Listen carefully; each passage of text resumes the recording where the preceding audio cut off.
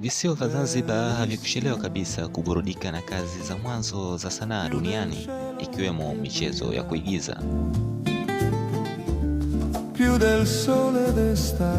Tunakurejesha nyuma kabisa mwanzoni mwa karne ya 20 ambapo skrini za rangi ya fedha zilipoingia Zanzibar.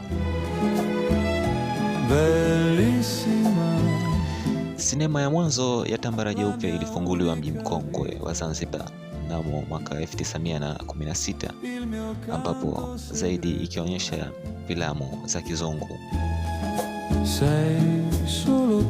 Baadaye ikafuatia Sultana Cinema iliyopo Malindi, Zanzibar.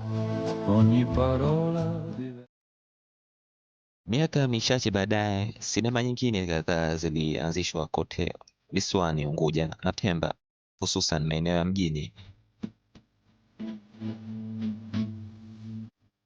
Mifano mizuri ni Majestic Cinema na Sultana Cinema ambazo zilifunguliwa kisiwani Unguja, wakati Imperial Cinema na Regal Cinema zikifunguliwa kisiwani Pemba.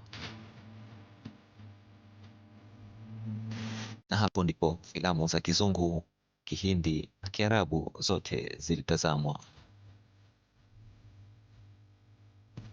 Walioishi mbali na miji nao hawakusahaulika.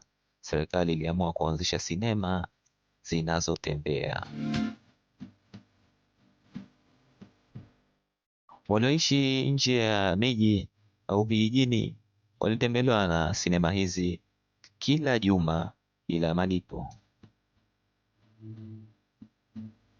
bali wale wa mjini walilazimika kuwa na shilingi kadhaa kama kiingilio kutazama sinema hizo. Ni hadi kufikia miaka 80 biashara ya sinema ilipoanza kufifia kufuatia sababu kadhaa wa kadhaa, ikiwemo kuingia kwa teknolojia ya video cassette.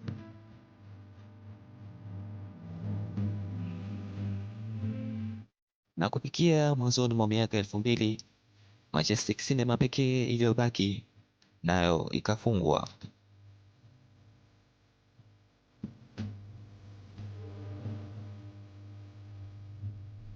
Tukubali tu kila kitu na wakati wake.